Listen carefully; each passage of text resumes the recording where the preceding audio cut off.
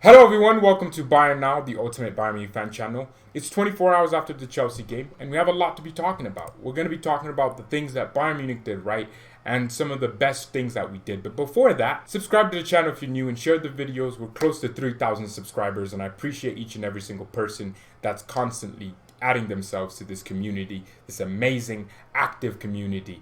Jeez, freaking A, I love you guys. I could kiss you, but I won't because I don't move like that. 90%.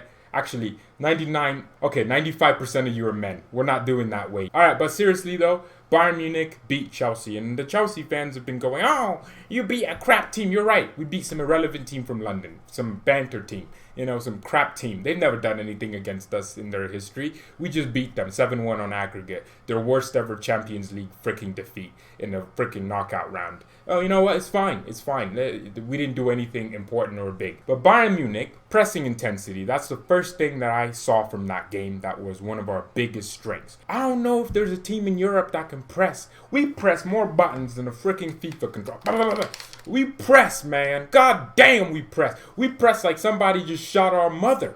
Ah! I'm gonna get you! Yeah! Yeah! That's my accent that Lewandowski has. But seriously, man, our pressing game is impressive. We went from a lazy crap bunch of pricks on the pitch. Sorry, I say pricks. Come on. It's just a word that gets in my head now. I just hear it all the time. But we went from that team that didn't want to do anything, a bunch of lazy weirdos who got lost, beaten by Liverpool. God dang it, I don't want to talk about that.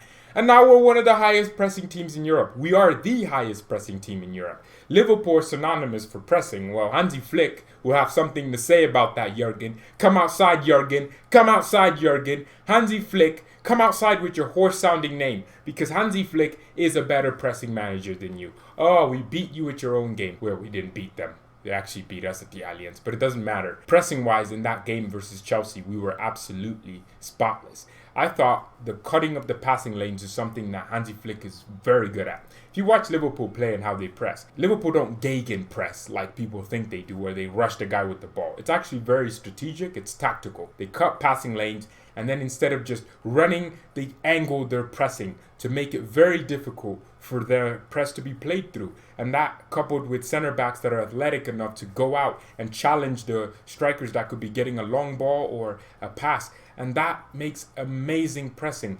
To also include that, they also just have a lot of fast players. And that's something that we do have. Robert Lewandowski just turns into Usain Bolt when we don't have the ball. It's amazing all over the place. And the pressing system we use against Chelsea, we did the same thing in the first leg, but with different variations. Since Chelsea played a back three and this time they played a back two, is a little bit different because we had to stick on Kovacic and also Kante. And you saw a lot Goretzka and Thiago challenging Chelsea's midfielders, and they did a great job. The pressing game, the second goal, I believe, the Perisic goal came from that. Müller, awareness, the energy of Thomas Müller, the German workhorse, just gets the ball. Bang. Lewandowski, wait. I was getting a little bit annoyed. I was like, Lewa, man, just shoot. Just send someone through. And then he took his time. Perisic, near post, bang, FIFA type finish. And that's what we needed. That's the type of pressing we have. And a lot of the times, even under Pep, we did this thing where we press, get the ball, and then we just slow down the game for some reason. I think that's Pep's philosophy. He wants to retain possession. He has this thing where after 5 seconds, you get the ball.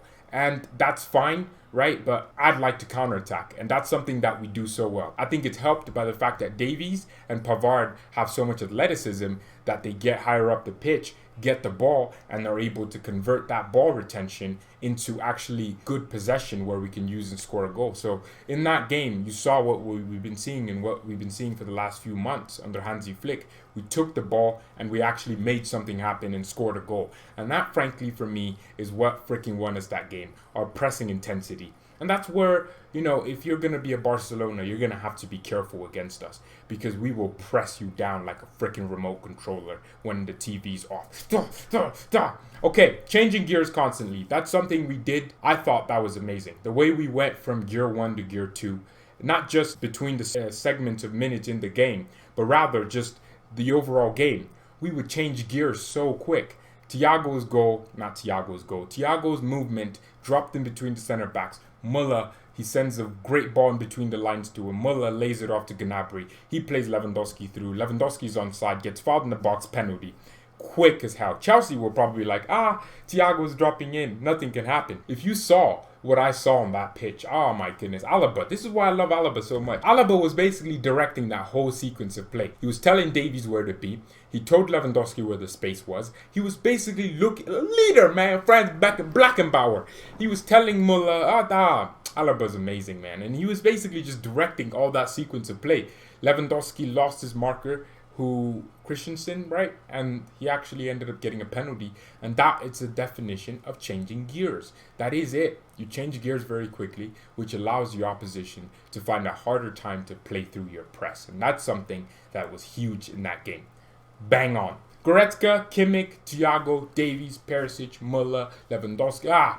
Fluidity. I loved it. There was so many moments where Kimmich would just cut into the midfield, and guess who was there to cover him? Leonardo da Vinci Goretzka, creating art on the pitch, man. This guy could draw anything with his head and his feet. But what I saw was amazing from him, and not just him. Perisic too. I thought it was a little bit weird, but Perisic would pretty much become our left back, which has been happening a lot this season. Our left back whenever Davies was going in behind. Because Davies isn't really the winger, pin your opposition. No, he likes to build up front. That's what I love about Davies. He doesn't stay up front like a winger. No, people think he does, and then he just tracks back. No, what Davies does is he takes the ball and he starts making 1-2s and tries to get forward. And that's what you want from your fullback. Him to take people on and play 1-2s with your wingers and try and get in behind and get a cross in. He did that twice, and he almost got 2 assists if Thomas Muller was just a little bit sharper and more ruthless in front of goal. But I saw defensive and also tactical fluidity across the entire team. The movement was amazing. It's almost like if we lost one player would replenish that. If we lost a player to this, we'd have this. Thiago was coming out on the left-hand side a lot. If you saw, he was coming in on the left-hand side, which would open play for him. But most importantly, it allowed Davies to move forward even more because of the cover there from Thiago. Very smart. I think without Kimmich in this game, in midfield, we didn't really change our style of play, and I love that. We didn't change it. It was more fluid than ever before, and people will definitely be annoyed that we were still very good without 2 players starting for us being injured. I mean, look, Perisic came on, did a very good job replacing Kingsley Coman. Kimmich, I mean, he's a world-class right back, so he did what he had to do. Another strength that I saw was our stifling. We stifled Chelsea's midfield. N'Golo Kante, just the N-word went away. The N letter, it went away. His name was N'Golo Kate on that pitch because our midfield's movement stifled their midfield. Kante tried to do a few things, but Goretzka just pocketed him. Goretzka is trying to look for his keys. He can't see nothing because Kante's covering it all, you know? The earth is covered by Goretzka 70%, and the other 30%, it's covered by land. And that's what Leon Goretzka is, man. He provides so much that people aren't seeing. The energy levels that he adds to that team and that press is amazing. People always tell me, well, Goretzka, what does he do? His pressing and his overall leadership and his ball carrying in the midfield is world class. All of that is world class. Couple that with his amazing passing, his great technique on the ball, shooting, etc. All these things Goretzka can do. He can pass. He has vision on him. But what Goretzka's good at, and he's probably just the best in the world at for me right now, is the ability to move into spaces very quickly, to carry the ball, and to be intense physically. That's something that no one has in their midfield. Casemiro, well, he's slow, so he has no freaking tenacity about him. He's just about getting the tackles and protecting the back four. Kante would have been that, but Goretzka for me was amazing. What I love about Leon Goretzka is just his ball carrying. This guy could carry the ball anywhere on the pitch.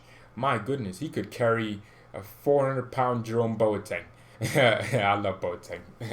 All right, last thing that I noticed out of the 5. High line. We played a very high line. Sadio Mane FC. That's what we do. We love this. Liverpool do it, and I always get annoyed when Liverpool concede and then it's like offside by like a toe. That's what we're doing, man. Hansi Flick just decided, I want to play a high line. And it actually helps us because it helps with the pressing. The one thing that it didn't help us with Well, I mean, a few times we've gotten caught out with Boateng not having enough recovery pace, and we've gotten bailed out by Neuer and Davies. We have the best sweeper keeper of all time, the best goalkeeper of all time, and couple that with just the pace of our center backs in our defense and the athleticism we have in there, and Leon Goretzka's recovery runs, and Thiago's recovery runs, and Kimmich's recovery runs, and you have a world-class back line that can play a high line. You know, some managers play a high line. Not in Manchester, not bald. Some managers play a high line and don't have any fast, pacey defenders to recover if it was broken. The high line that Bayern play gets broken a few times a game. But what happens is we have the pace of Neuer coming off his line and Alphonso Davies and also Alaba, and Niklas Süle's back, and that's amazing. I got more comfortable with Niklas back. There was a moment where Chelsea broke through our high line, they got on sides, and Niklas Süle ran back. Like not even full pace or even close to it. He recovered so quickly. This guy is fast, man. And it was amazing. And that's something that the game showed to me, is that our high line is a positive. And that's why I think a big reason why we won that game would have been down to that. But also, man, let's go on. Hero of the Spiel. Everyone loves this, right? We did the first one last week versus Marseille. We're going to keep it going. This is your hero. And that would be Robert Lewandowski. His Champions League card, look at that. Look how amazing that is. He gets 9. He's not a center back. He's a striker. God dang it. All right, let's edit that. He's a striker. God dang it. You know, he might as well have just been a cam in that game because his numbers, you know, show that he's a cam. Yeah, well, Robert Lewandowski was amazing nonetheless. I thought his ability to continue... What's happening? Ah, man, I can't change it, guys. Can't change it. Well, just pretend he's a striker. Because I didn't change it. Okay, you know, the Polish marksman, right? Amazing. What a player this guy is. We are lucky to have Lewandowski because I look at so many teams and their strikers always missing at least 5 chances per game. And Robert Lewandowski may miss big chances, but what happens with him is he scores the ones that matter. He always scores. He always makes us go 1-0 up. He's always scoring the opener of the game. And people don't take that. People take that for granted. They're like, he's scoring, but not in the Champions League. This guy has the same semi-final goals as Messi. But the thing is, Messi has won the Champions League. And of course, Messi has more Champions League appearances. Way more. Almost more than double than Lewandowski. Yet they have the same semi-final goals. So if you're going to say Lewandowski doesn't show up in big games, you're pretty much, you know, saying Messi hasn't been showing up in big games for 15 years. And Ronaldo has more than double his games, yet Lewandowski is in the top 4 right now and will be 3rd in a few, maybe next season, and he could break their record for the most goals scored in the Champions League campaign. He could really do that. Robert Lewandowski has the ability to. No one wants to talk about that. People want to talk about the chances he misses. No one wants to talk about the goals he scores. He scores goals that strikers wish they scored, that managers just smile at. People are like, he scores tap-ins. No, he's one of the smartest strikers in the box. I'm seeing these guys in his micro movement. I've analyzed Lewandowski. I've sat here, watched games. Last season, I was pretty much just analyzing Lewandowski the entire freaking 90 minutes because he was our best player. His movement, oh my goodness, especially from crossing. He's always so aware of his surroundings. He always knows what type of shot to take. You always talk about Lewandowski only scores tap-ins. How many strikers can say, I only score tap-ins? Morata's out here missing them like crazy, and he's out here missing shots, and people just don't understand how great Lewandowski is. He's one of the best strikers of all time. People want to say R9. If Lewandowski wins the Champions League, R9 has to come outside because this guy actually plays in a new level. He's so technically gifted too. Oh my goodness, he's so complete.